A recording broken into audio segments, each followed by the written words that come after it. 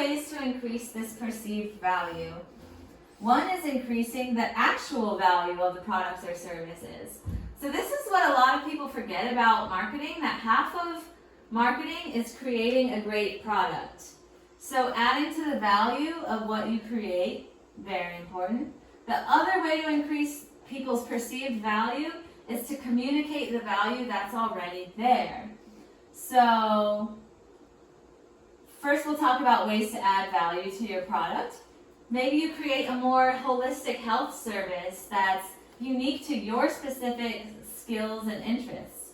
You can include many different healing modalities. Like maybe you find ways to combine your yoga, massage, your nature, your arts, your life coaching, etc. You can combine them in new ways.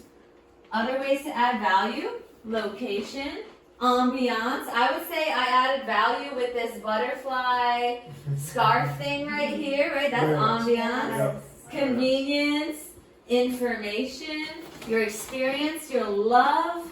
So many ways to add value. The other half of marketing, communicating the message. So remember that communicating the value of your healing services helps people. Yes, even if they never even purchase your services.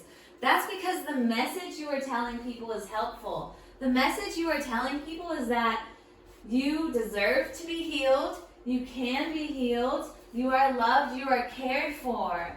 And so if you ever feel hesitant or self-conscious about like, oh, I'm advertising my business too much on social media, please get rid of that story, because the message that I'm sure all of you have is really beneficial to everyone. So keep that in mind. Wow. Yes.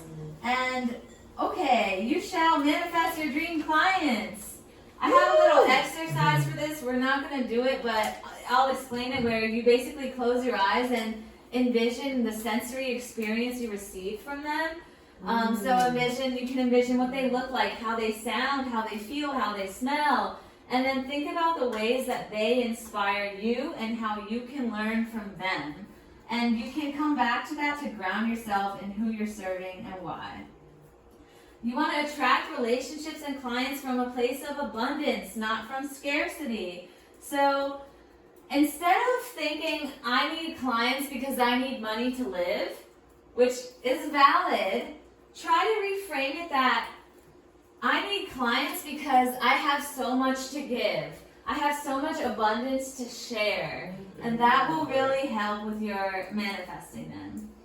Another way to do that is practice receiving the types of services you offer. So if you give massage, practice receiving massage often.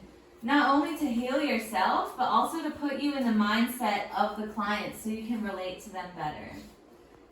Be a creator on social media rather than a consumer. This is easier said than done, but I believe in all of you. It can help to put your phone on grayscale. My phone is always on grayscale. Sometimes I take it off when I'm posting something to see the colors, but other than that, it's always on grayscale. There's no color on my phone. So when I look at social media, I'm not interested in scrolling through because real life is so much more vibrant.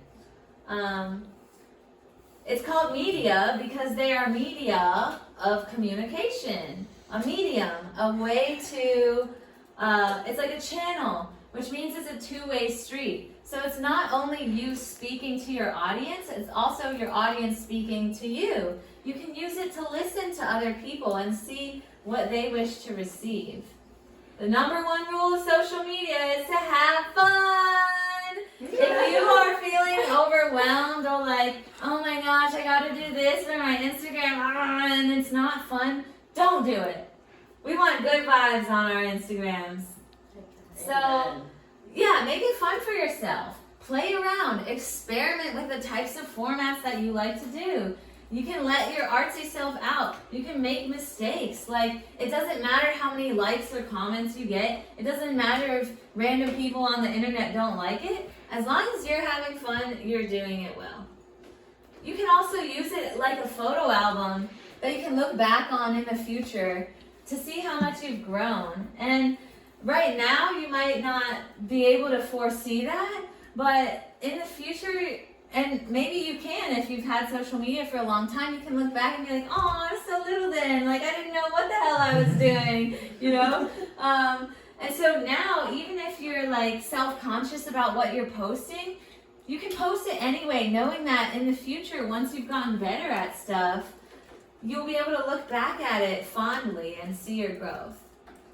Don't overthink your social media. Be stupid, make mistakes, let the haters hate. Amen. I recommend captions on videos. This is for accessibility, for people to be able to process the information better. It also is for the algorithm, because having the text in there, like, the algorithm kind of boosts it because there's more information for it to use. And there's a way to do that on Instagram very easily. You click the closed captions button for a reel. Okay, underrated tip, and I'm telling this mostly to myself. If you don't know how to do something on social media or online, Google it! And it seems so basic, but so many times I have tried to figure it out on the platform, searching here, doing this, blah, blah, blah, like, how do I do this little thing? Instead of just Googling how to do it, you know? I'm like, imagine if I'm trying to figure out how to put captions by like poking around through Instagram for 20 minutes, instead of taking 30 seconds to Google how to add the caption. So this is a practice of letting go of the ego, where your ego might tell you you need to figure it out yourself. Screw that, just Google it.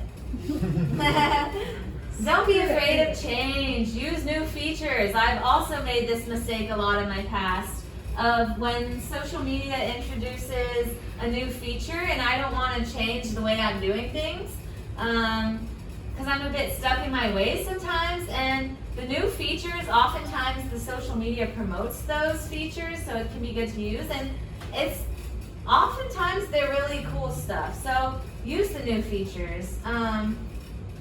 AI is like the new thing. I'm just getting into it. AI can write your captions, edit videos, create graphics for you. There's so much it can do. So explore that and see the possibilities. Yes, now you want to get reviews. Google is the #1 search engine, if you didn't know. Google reviews can be very helpful to your business, as well as other reviews. There's Facebook, there's other platforms, Yelp and stuff like that. So whatever platform you're working on, get reviews. You can ask people straight up. You can ask them through your words. You can text them and ask for reviews. And family and friends are the best resource for this.